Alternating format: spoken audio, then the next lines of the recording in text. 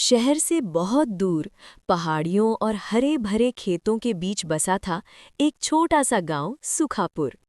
नाम की तरह ही वहां के लोग भी शांति और सुकून से भरी जिंदगी जीते थे। उसी गांव के किनारे एक पुराना कच्चा मकान था, जहां अकेले रहते थे बूढ़े काका। ना कोई परिवार, ना कोई अपना, बस उनकी लाठी, एक पुरानी चादर और बीते जमानों की यादें ही उनका सहारा थीं। एक दिन काका यूं ही टहलते हुए गांव की मुख्य सड़क तक पहुंच गए। वहां उन्होंने देखा कि एक दुकान पर भारी भीड़ लगी हुई है। लोग एक दूसरे से आगे निकलने की कोशिश कर रहे थे। काका ने पास खड़े एक आदमी से पूछा, अरे सुनो बेटा, यहाँ इतनी भीड़ क्यों लगी है? अरे काका, अब ठंड आने वाली है। सब लोग नया स्वेटर खरीद रहे हैं, इसी वजह से भीड़ है। अरे भाई, ठंड से भी कोई डरता है क्या? ठंड आए तो आने दो। काका, इस बार ठंड बहुत ज्यादा पड़ने वाली है।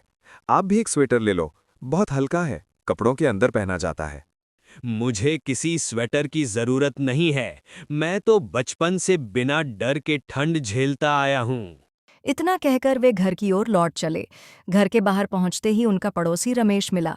वह बोला, काका, आपने नया वाला स्वेटर लिया क्या? कौन सा स्वेटर? अरे वही जो गांव में बिक रहा है। इतना पतला है कि पहनने पे पता भी नहीं चलता और ठंड लगती भी नहीं। तू जवान होकर भी ठंड से डरता है? आजकल की पीढ़ी कितनी कमजोर हो गई है। काका, जिद मत करो, इस बार सच में ठंड खतरनाक होने वाली है। काका ने उसकी बात अनसुनी कर दी और बोले, मुझ बूढ़े को समझाने चला है। जा, मुझे किसी स्वेटर की जरूरत नहीं। इतना कहकर काका अंदर चले गए। लेकिन काका को क्या पता था कि यह ठंड साधारण नहीं थी। यह ठंड लोगों की जान तक ले लेने वाली थी। आने वाली रातें पूरे गांव की किस्मत बदलने वाली थी। कुछ दिन बीत गए। ठंड धीरे धीरे बढ़ने लगी थी। गांव के चौकीदार ने रात को बाहर घूमने पर सख्त मनाही लगा दी थी। हालत इतनी खराब थी कि स्वेटर पहने हुए लोग भी कांप रहे थे। हवा में एक अजीब सी सिहरन घुल चुकी थी। उस रात रमेश अपनी पत्नी ममता से बात कर रहा था। अरे ममता, तुम्हें पता है, हमारे पड़ोस के काका बिना स्वेटर के भी आराम से रहते हैं। उन्हें तो जैसे ठंड लगती ही नहीं। कुछ भी बोलते रहते हो जी। ऐसी ठंड में कोई बिना स्वेटर के रहे असंभव। अकड़ जाएंगे ठंड से। तुम्हें यकीन नहीं होता? चल, अभी उनके घर चलते हैं। दोनों तुरंत काका के घर पहुंच गए। काका ने दरवाजा खोला और चौंक कर बोले, अरे रमेश, सब ठीक तो है? इतनी रात को कैसे आ गए? काका, सब ठीक है, बस ममता को यकीन नहीं हो रहा था कि आप इतनी ठंड में बिना स्वेटर रह लेते। अरे बेटी, हमारे जमाने में हम लोग बहुत मेहनत करते थे। खाने में भी शुद्ध और ताकतवर चीजें मिलती थीं। यही वजह है कि मेरा शरीर मजबूत है। ठंड चाहे कितनी भी हो, मुझ पर असर नहीं होता। काका, हमें भी कुछ ऐसा बताइए ना, जिससे हम भी आपकी तरह मजबूत बन जाए। अब के खाने में वो बात कहाँ रही बेटी। आजकल खाने में वो पुरानी ताकत, वो पोषण कुछ नहीं बचा। इसी बीच रमेश का भाई सुरेश हड़बड़ाते हुए अंदर आया। रमेश, ममता, जल्दी घर चलो। थोड़ी देर बाद इस साल की सबसे बड़ी ठंड की लाट आने वाली है, बहुत खतरनाक वाली। यह सुनकर तीनों के चेहरे उतर गए। सब अपने घर की ओर भागे। अरे साल की लाट, आजकल के लोग जरा सी ठंड से घबरा जाते हैं। वे बेफिक्र होकर सो गए। अगली सुबह जब काका चौराहे पहुंचे तो वहां मुखिया और गांव के कई लोग इकट्ठा थे। माहौल बहुत भारी था।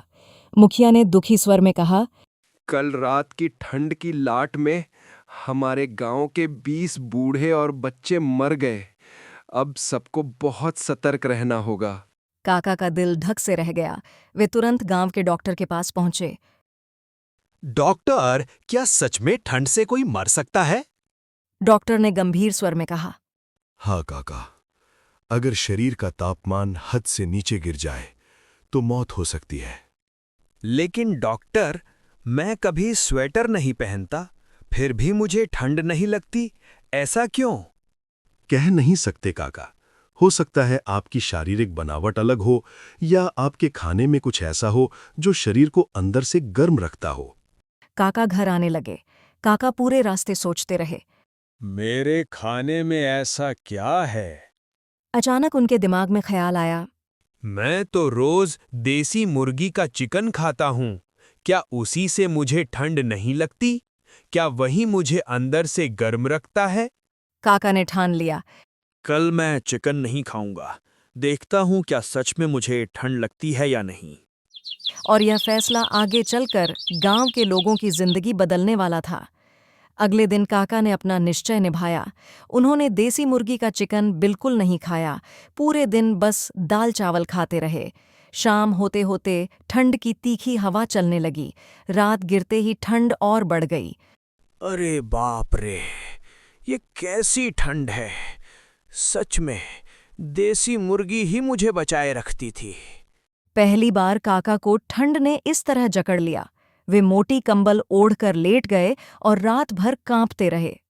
सुबह सुबह काका गांव में चिकन लेने जा रहे थे। तभी रास्ते में मुखिया जी मिल गए। उनके चेहरे पर गहरी चिंता थी। काका, कुछ तो करो। इस ठंड में बूढ़े और बच्चे मर रहे हैं। अब बस आप ही हो जो गांव को बचा सकते हो। अरे मुखिया जी, मैं क्या कर सकता हूँ? ठंड इतनी बढ़ गई है कि मैं भी नहीं संभल पा रहा। लेकिन काका, आप कैसे झेल लेते हैं इस ठंड को? आप पर तो ठंड चढ़ती ही नहीं। कुछ तो राज होगा, हमें भी बताइए। ऐसा कुछ राज नहीं है मुखिया जी। अगर होता तो मैं बता देता आपको। काका, इस समय कोई भी उपाय छोटा नहीं है। कृपा करके बताइए, गांव की जान आपके हाथ में है। काका ने गहरी सांस ली और बोले, ठीक है मुखिया जी, मैं आज पूरा दिन सोचकर देखता हूँ। मुझे कल तक का समय दीजिए। ठीक है काका, हम इंतजार करेंगे।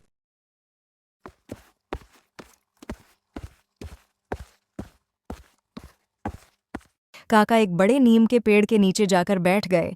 हवा और ठंड तेज थी, फिर भी वे सोच में डूबे रहे। क्या मैं सबको बता दूं कि देसी मुर्गी का चिकन खाने से शरीर में गर्मी बनी रहती है? क्या गांव वाले इस बात पर विश्वास करेंगे? और अगर ना माने तो? अगर हंसी उड़ाए तो? काका की आंखें बंद हो गईं। वे मन ही मन बुदबुदाए। पर अगर मैं नहीं बताऊं तो गांव के लोगों का क्या होगा? काका दुविधा में पड़े थे। उधर गांव की निगाहें उम्मीद से उनकी ओर टिकी थीं और उधर काका के पास था केवल एक दिन। पूरे गांव की किस्मत बदलने के लिए अगला दिन आ चुका था। आज काका को मुखिया जी और पूरे गांव को ठंड से बचाना था। ठंडी हवा गांव को और भी कमजोर कर रही थी। काका सबसे पहले रमेश के घर पहुंचे। काका, मैंने सुना है आज आप ठंड भगाने का कोई इलाज बताने वाले हो। हाँ रमेश, मेरे पास एक रास्ता है जो सबको बचा सकता है। तो जल्दी बताइए ना, क्या है वो उपाय?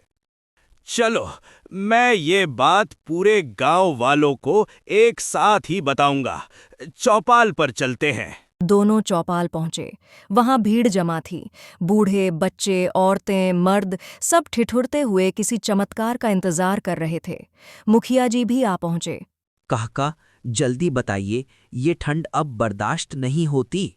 काका ने लंबी सांस ली और बोले, गांव वालों, तुम्हें यकीन नहीं होगा, पर ये सच है। मुझे ठंड ना लगने का सिर्फ एक ही कारण है। सारे लोग उत्सुक हो उठे। काका ने धीरे से कहा, देसी मुर्गी का चिकन। भीड़ में सन्नाटा छा गया। रमेश चौंक कर बोला, क्या चिकन खाने से सच में ठंड नहीं लगती? हाँ, मैं रोज देसी मुर्गी का चिकन खाता था। उसी की गर्मी मेरे शरीर को ठंड से बचाती थी।